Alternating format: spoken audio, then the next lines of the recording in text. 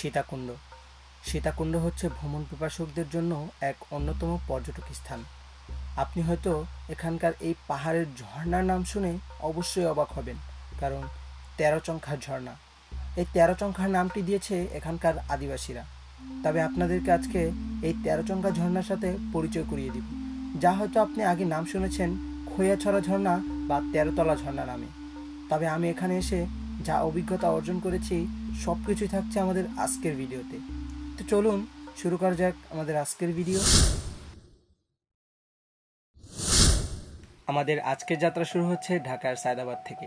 আপনারা চাইলে দেশের বিভিন্ন ট্রান্সপোর্টের মাধ্যমে বিভিন্ন জায়গা থেকে এই সীতাকুণ্ডে পৌঁছাতে পারেন। তবে যেহেতু আজকে আমি একা জার্নি করব, যার কারণে আমার বাসকে বেছে নেয় সবচেয়ে ভালো মনে করি। আমি চাইলে ট্রেনেও ভ্রমণ করতে পারতাম, সেক্ষেত্রে আমার ভাড়া কম পড়তো কিন্তু জার্নি বেশি করতে হতো। সে কারণে আমি আজকে বাসকে বেছে নিয়েছি। এখন কিন্তু সময় সকাল 5:18 আর আমাদেরকে খৈয়াছড়া ঝর্ণার সামনে নামিয়ে দিয়েছে। আমি বাসে ওঠার সময় কন্ট্রাক্টর ভাইকে বলেছিলাম যে আমাকে খৈয়াছড়া ঝর্ণার বাস টার্মিনালের সামনে নামিয়ে দিবেন। আপনারা ঠিক এরকমটাই বলবেন, নয়তো আপনাদেরকে সীতাকুণ্ডর একদম মাঝখানে নিয়ে যাবে। সেখান থেকে আবার 50 টাকা জনপ্রতি ভাড়া দিয়ে এই খৈয়াছড়া ঝর্ণার সামনে আসতে হবে। তো সেই ভুল কেউই করবেন না। আমাদেরকে কিন্তু খৈয়াছড়া বাস টার্মিনাল থেকে আমাদেরকে এই কাঠালিয়া বাজারে নামিয়ে দেয়। আমরা এখান থেকে মেট্রো পথ হেঁটে পাহাড়ের উদ্দেশ্যে রওনা হব। আর পাহাড়ি পথে হাঁটার সময় আপনাদের চোখে পড়বে এরকম ছোট ছোট অনেক ঝিরি, যা কিন্তু মরণ ফাঁদও হতে পারে। কারণ এই পাহাড়ের এই ছোট ছোট ঝর্ণার পথে যদি আপনি লাফালাফি করতে যান, তাহলে পাথরের সাথে বাড়ি খেয়ে আপনার দুর্ঘটনার শিকার হতে পারেন।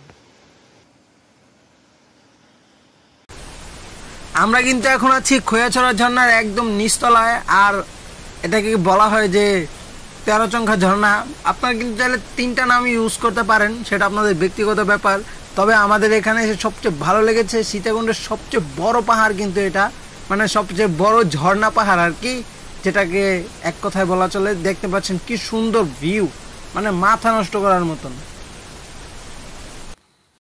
পাহাড়ের এই ভয়ানক গর্জন শুনে আমাদের মন একদম শীতল হয়ে গেল। কিভাবে এই 13 তলায় উঠবো, মাথা ঘুরাচ্ছে পাহাড়ের দিকে তাকালে। তবে বেশি মানুষ কিন্তু এই 13 তলায় উঠে না, অল্প কিছু মানুষই কিন্তু এখানে উঠতে পারে। বেশিরভাগ মানুষই কিন্তু উঠতে গিয়ে ব্যথা পেয়ে পেয়ে ফিরে আসে। তবে এখানে কিন্তু যোগের ভয়ও আছে, এখানে কিন্তু পাহাড়ি যোগ আছে। তারপর পাহাড়ি পশু পাখিরও ভয়ানক সেই দুর্ঘটনা হওয়ার রেকর্ডও রয়েছে। তবে সেক্ষেত্রে আপনাদেরকে সাবধান করছি যেন পাহাড়ে ওঠার সময় একদম নিজের সেফটি বজায় রাখবেন। আর যদি আপনি একটু দুর্বল মনের হন, তাহলে আপনার এই পাহাড়ে ওঠাটা কোনোভাবেই দরকার নেই, কারণ এই পাহাড়টা খুবই রিস্ক একটা পাহাড়। যদি আপনি একটু 19 থেকে 20 হয়ে পড়ে যান, তাহলে কিন্তু সোজা নিচে অথবা বাড়ি টাড়ি খেয়ে আপনার মাথাও ফেটে যেতে পারে। তবে সেক্ষেত্রে সবসময় সাবধানতা অবলম্বন করবেন যেন কোনো দুর্ঘটনার শিকার না হন। তবে এখানে কিন্তু খুব রিস্ক একটা জায়গা, যাই করবেন ভেবে চিন্তে করবেন।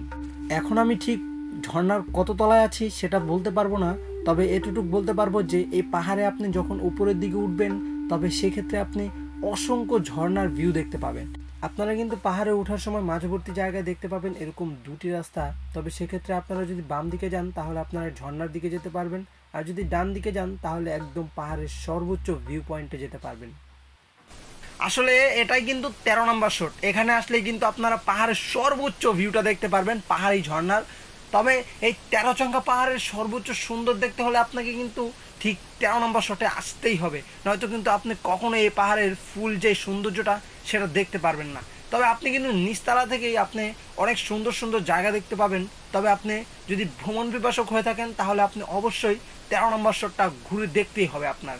তবে এক্ষেত্রে কিন্তু রিস্কও রয়েছে, তবে রিস্ক ম্যানেজমেন্ট করে তারপরে কিন্তু আপনার উপরে উঠতে হবে। এখান থেকে কিন্তু ঠিক অসংখ্য পাহাড়ের ভিউ দেখা যাচ্ছে, আপনারা লক্ষ্য করলে দেখতে পাবেন ক্যামেরাতে ঠিক কতটা ভিউ উঠছে তা কিন্তু লক্ষ্য করছি না। আমি নিজেও কিছু প্রশান্তি নেওয়ার জন্য একটু ঘোরাঘুরি করতেছি, যদিও একা এসেছি যার কারণে ভিজতে পারি নাই, পাহাড়ে এসে গোসল করতে পারি নাই, সেজন্য খুবই কষ্ট লেগেছে। তবে সেটা কোনো ব্যাপার না, আপনাদেরকে এতটুকু একটা ভিডিও উপহার দিতে পেরেছি, সেটাই আমার কাছে সবচেয়ে বড় বিষয়। আজকের ভিডিওটি এই পর্যন্তই। দেখা হবে, কথা হবে নতুন কোনো ভিডিওতে। আর আমাদের নেক্সট ভিডিও কোথায় দেখতে চান তা অবশ্যই আমাদের কমেন্ট বক্সে জানিয়ে দিবেন। আর যদি ভিডিওটি ভালো লেগে থাকে তাহলে অবশ্যই লাইক করবেন। আর যদি চ্যানেলটাকে একটু সাপোর্ট করতে চান তাহলে অবশ্যই সাবস্ক্রাইব করবেন। তো সকলে ভালো থাকবেন, সুস্থ থাকবেন। আল্লাহ হাফেজ।